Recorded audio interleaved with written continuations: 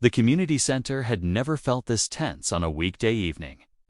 People filled every chair, and others stood along the walls.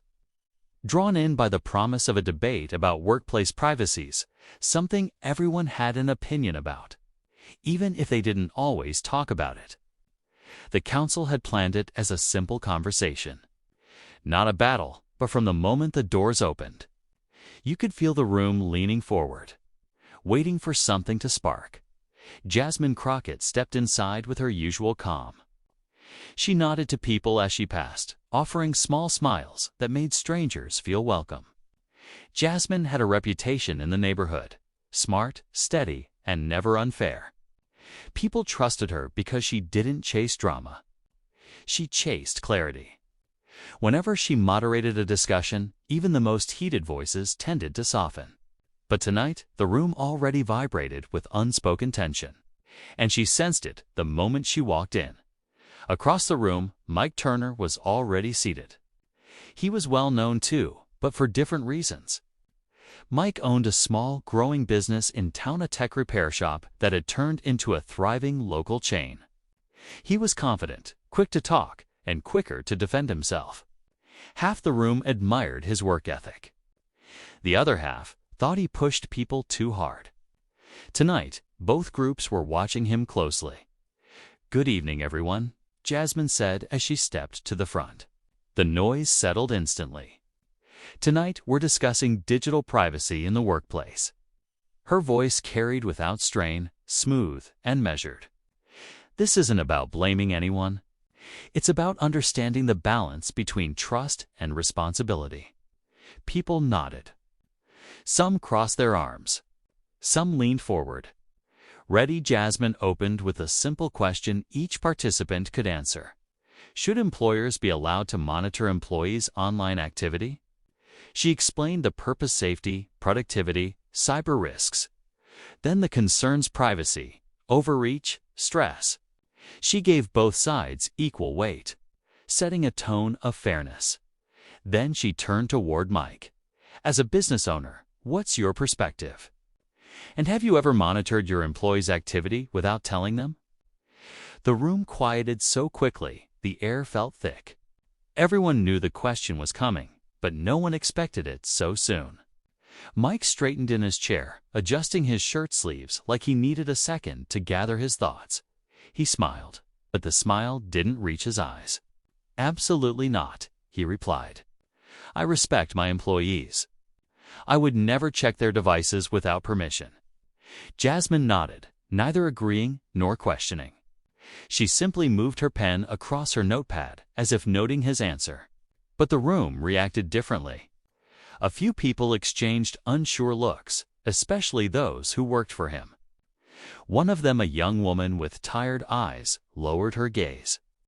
Another shifted in his seat like he was remembering something he didn't want to say out loud.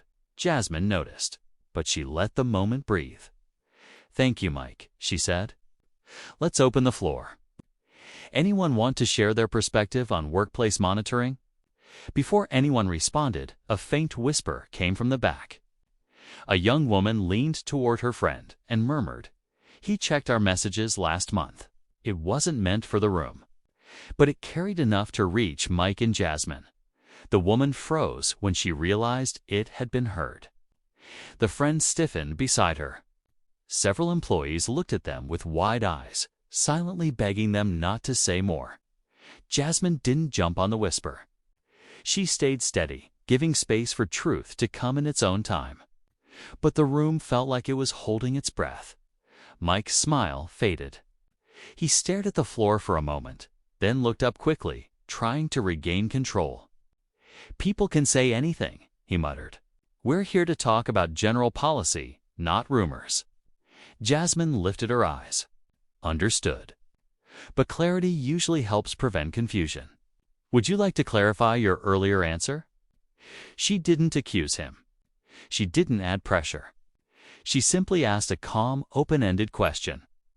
But that calmness made everyone sit even straighter. Because sometimes soft questions are harder to dodge than sharp ones. Mike frowned. "I already said I don't monitor anything." His voice was firmer now, like he was trying to end the conversation before it went somewhere he didn't want it to go. Yet Jasmine remained composed. "Thank you," she said again, her tone unchanged. But the pause that followed felt like someone had cracked open a door and refused to close it. People's reactions shifted. Some looked at Mike with disappointment. Others leaned forward out of curiosity. A few of his employees exchanged glances that spoke louder than words. Fear, frustration, and something that looked like exhaustion. Jasmine glanced around the room. "We can continue," she said, "but honesty will help the discussion stay productive." Mike stiffened at the word honesty. The community center felt smaller now, the lights sharper, the air heavier. It was as if the walls themselves knew what was coming. The debate had barely begun, but even without raising her voice, Jasmine had pulled the truth into the center of the room, leaving everyone waiting to see what would happen next. And Mike looked like a man who had just realized the truth he denied wasn't going to stay buried much longer. The room felt different when the meeting continued. What started as a calm discussion had slowly turned into a quiet tension that everyone could feel. Jasmine sat forward in her chair, hands folded, eyes sharp with focus. She wasn't angry, just determined. Mike, on the other side of the table, tapped his pen against his notepad. It was his way of staying calm, or at least trying to. Everyone else sat still, unsure of what would happen next. Jasmine began speaking again, but this time her words carried a softer tone. She wasn't trying to win. She wanted people to think. She explained how modern workplaces were changing so fast that employees often felt lost. Technology made things easier, but it also created new types of pressure. People could work from anywhere, but that also meant they were expected to be available all the time. She said nobody should be punished for asking for balance or for wanting honest answers when something felt unfair. Her voice wasn't loud, yet it felt like she was speaking for many who never got the chance to speak for themselves. Mike took a deep breath before replying. He didn't want to sound defensive, but the room was waiting for him. He explained that change was overwhelming for managers too. The company had moved into hybrid work without a clear roadmap. Leaders were trying to keep productivity stable, but the rules kept shifting. Some teams worked better from home, while others struggled. It wasn't easy to create one policy for everyone. Mike said he wasn't denying the problems, he was just trying to understand them without jumping to blame. His voice cracked a little, not because he was nervous, but because he truly felt the weight of responsibility. For a moment, Jasmine watched him carefully. She could tell he meant what he said. That softened something in her expression. She leaned back slightly, giving him room to speak, which surprised a few people around the table. Many expected her to challenge him instantly. Instead, she stayed quiet, inviting him to continue. Mike said he wasn't trying to avoid the truth, and he wasn't trying to hide mistakes. He simply wanted time to collect correct information, time to test new schedules, time to make sure no decision caused more harm than good. He admitted he had handled a few situations poorly because he felt rushed by deadlines and pressure from upper management. It wasn't an excuse, just a fact. His honesty shifted the energy in the room. Jasmine nodded and then clarified her point. She said that transparency didn't require perfection. It required honesty, even if the answers weren't complete. Leaders had a responsibility to communicate clearly, especially when people's routines, stability, and livelihoods were involved.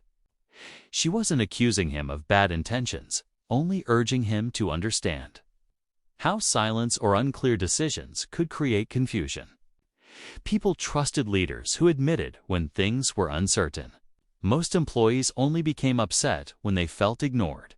A few coworkers whispered to each other, not out of disrespect, but because they were realizing both sides had valid concerns.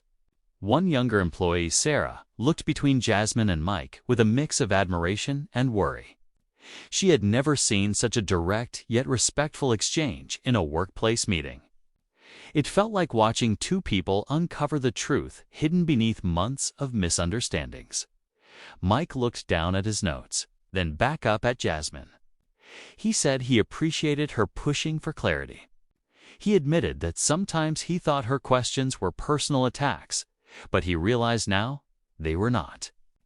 Jasmine's goal was to protect fairness, not to attack anyone. He said he respected that even when her tone was firm, she stayed focused on principles, not personalities.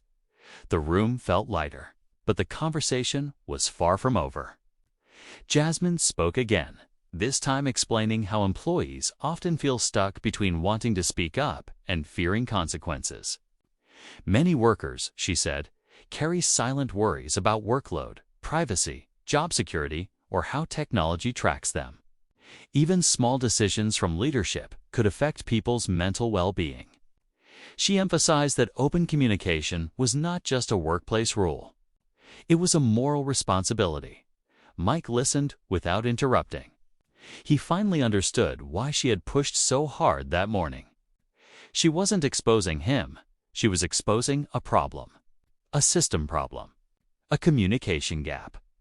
A growing divide between how things were planned and how they were experienced in real life. By now, the team around them was fully engaged. Some nodded thoughtfully. Others leaned forward, waiting for what would come next. It wasn't a fight. It wasn't a victory or defeat. It was two perspectives meeting in the middle for the first time. At the end of her explanation, Jasmine paused. She didn't want the moment to feel like a lecture. So she finished with something unexpected, a question. She asked Mike what kind of workplace he wanted to help build, not what policies he needed to defend. That question made the entire room go silent. Mike didn't answer right away. His face softened as he thought. He realized this was more than a debate. It was a chance to reshape something that affected real people's daily lives. Everyone leaned in a little as they waited, sensing that the next part of the conversation would change everything. The room stayed silent for a moment after Jasmine asked her question, and it was the kind of silence that made people sit up straighter. Mike stared at the table, trying to understand the weight of what she said. He wasn't used to thinking beyond schedules and numbers. He was used to solving problems with charts, not emotions. But now the entire team was waiting for him to speak, not as a manager, but as a person. He finally lifted his head. He said he wanted a workplace where people didn't feel scared to voice concerns, where managers didn't feel cornered, and where everyone understood that change was something they faced together. He admitted he didn't always know how to create that kind of environment, but he wanted to. That honesty surprised even him. It was the first time he had said it out loud. Jasmine listened with calm focus. She appreciated the honesty, but she didn't let the conversation end there. She said wanting something wasn't enough. People needed to see action. Still, she wasn't pushing him away. She was pulling him into a clearer direction. She explained that transparency wasn't a burden. It was a bridge. Employees didn't need perfect answers. They needed truthful ones. When leaders shared the process, not just the results, people felt more secure. Her words didn't carry anger, only clarity. That made them land even more strongly.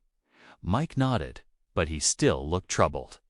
He said the biggest challenge he faced was the pressure to keep productivity high while giving people more flexibility. Upper management wanted numbers. Employees wanted balance. He felt stuck between two walls, and every decision seemed to upset someone. His voice wasn't defensive. It was tired. A few people around the room understood that feeling too well. Jasmine didn't interrupt. She let him speak. When he finished, she leaned forward and said something that made him pause. Pressure shouldn't silence honesty. It wasn't an accusation. It was a reminder that leadership didn't mean hiding reality. It meant guiding people through it. A quiet agreement spread across the room. People glanced at one another, realizing how much they had all been carrying. It wasn't just a debate anymore. It was a shared truth coming to the surface. Sarah, the young employee sitting near the end of the table, suddenly raised her hand. She rarely spoke during meetings, but something about the conversation gave her courage. She said she understood Mike's pressure and admired Jasmine's clarity. She believed both sides were trying to protect the team in different ways. She added that the real problem wasn't one person, it was the lack of a clear communication system. Her voice shook a little, but her words were sincere. Her comment shifted the atmosphere again. It opened a door for others to speak. One by one, employees shared how hybrid work had changed their routines. Some loved the freedom, but felt disconnected. Some felt more productive at home, but guilty when they weren't online every minute. A few worried that remote work made them invisible when it came to promotions. These were not complaints. They were honest experiences that had been waiting for the right moment to be heard. Jasmine listened carefully. Mike did too. Both took notes, though for different reasons. Jasmine wanted to understand patterns. Mike wanted to fix what he had overlooked. The conversation grew faster, more open, more authentic.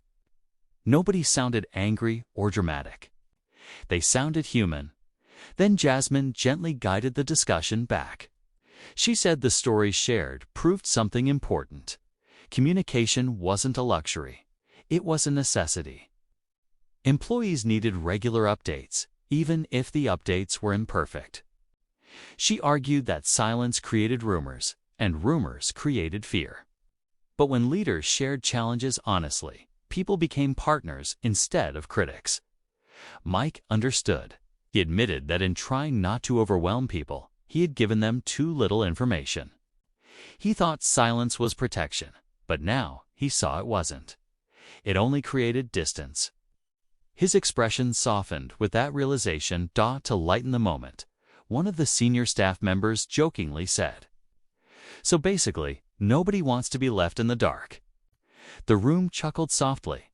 Even Jasmine smiled. It wasn't humor that solved the problem, but it reminded everyone that they were still a team. But the story wasn't over. After the laughter faded, Jasmine asked the next question, the one everyone had been avoiding. She asked Mike what he planned to do next. It wasn't a challenge. It was an invitation to step into stronger leadership. Mike inhaled deeply. He said he wanted to create a weekly briefing where employees could get honest updates about policy changes, remote work expectations, and upcoming decisions. He suggested a shared platform where questions could be submitted anonymously, so even the quiet voices had a place to be heard. The idea wasn't perfect, but it was a start. And more importantly, it came from him, not from pressure. The team nodded. Some seemed relieved. Others looked hopeful for the first time in months. Jasmine encouraged him, but also reminded him that follow-through mattered more than promises. She said people respected leaders who kept showing up even when the problems weren't solved yet. Mike agreed. He didn't feel defensive anymore. He felt motivated. The tension that had filled the room earlier was gone. In its place was something smoother, something almost warm, a sense that progress was actually possible. But just as things seemed to settle, Sarah spoke again. Her voice was soft, but her words cut right to the center. What happens if upper management doesn't support these changes? The room went silent again. Jasmine and Mike exchanged a look, not of conflict this time, but of shared worry. The meeting wasn't over. The deeper truth was still waiting to surface. The silence that followed Sarah's question felt heavier than anything said so far. It wasn't fear. It was the realization that the real test wasn't in the room. It was above them. Everyone waited to see how Jasmine or Mike would respond, because this wasn't just about policy anymore. It was about courage. Mike looked down for a moment, then lifted his eyes with surprising steadiness. He said, "Upper management. wouldn't support change unless they saw unity from the team. If people disagreed, avoided speaking up, or stayed divided, leadership would think the current system was working fine. But if they presented their ideas together, clearly and respectfully, upper management would have to listen. It was a simple strategy, but it carried strength. The room seemed to straighten at those words. People weren't used to hearing Mike sound sure. Even Jasmine quietly nodded, impressed by how he stepped into the space she had opened. Jasmine then spoke, her voice warm but firm.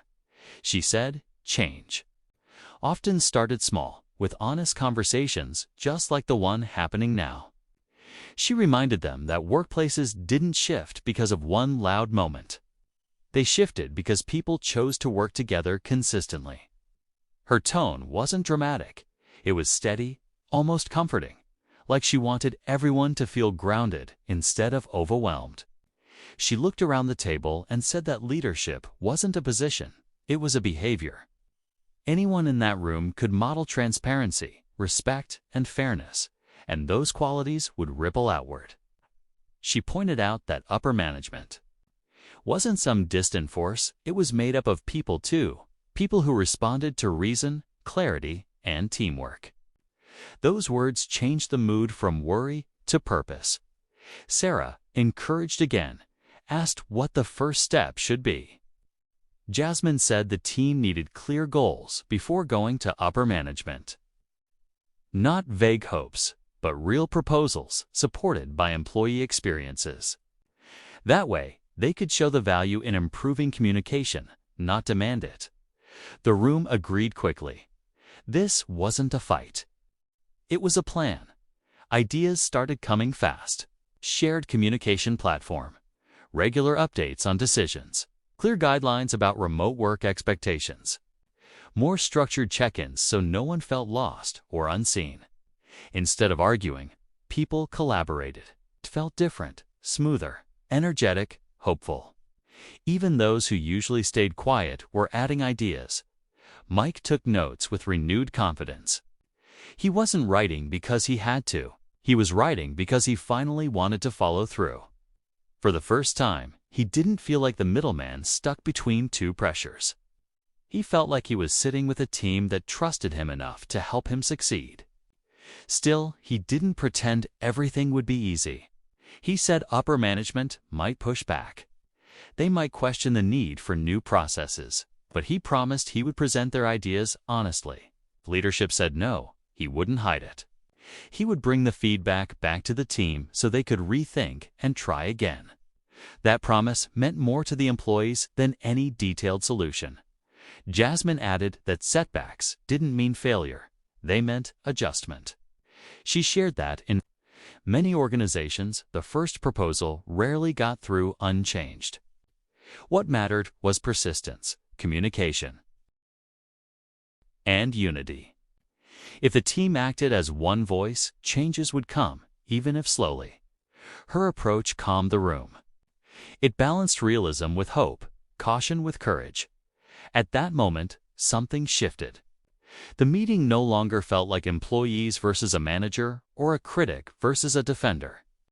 It felt like a group finally learning how to talk, how to trust, and how to move forward together. To seal the moment, Jasmine suggested a final exercise. She asked everyone to share in one sentence what they needed most from the workplace. Not technically, but emotionally. The answers were honest and simple: clarity, fairness, respect, predictability, balance, a chance to grow, and a sense of being heard as each person spoke. The room became quieter, not with tension, but with understanding. People realized they wanted many of the same things. The conflict they had feared wasn't between them.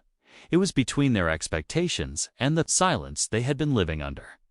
When the last person finished, Jasmine leaned back and said those answers were the heart of the entire issue. If they kept those needs in the center of every decision, the workplace would naturally improve. The room agreed with surprising ease. Mike stood up, almost without thinking, and thanked everyone. Not in a formal corporate tone, in a real, grateful way. He admitted the meeting had changed how he saw his role. He felt clearer, stronger, and supported.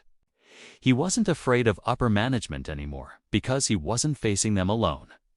Jasmine gathered her notes but didn't leave the room right away. She wanted to see how people felt.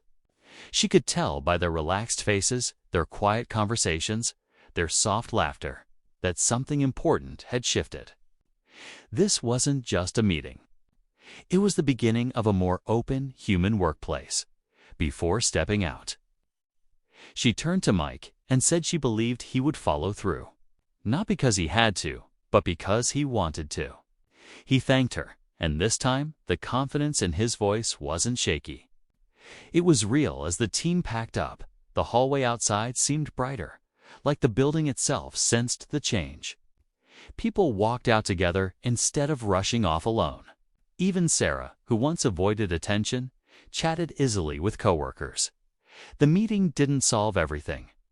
It didn't remove all obstacles. But it gave them something rare: clarity mixed with unity. A direction instead of confusion. And that was enough to start something powerful. The truth had come out. Not to expose or embarrass anyone, but to clear the air and build something stronger in the end. Mike's denial hadn't failed because Jasmine cornered him. It failed because the truth finally had room to breathe, and the team chose to breathe with it.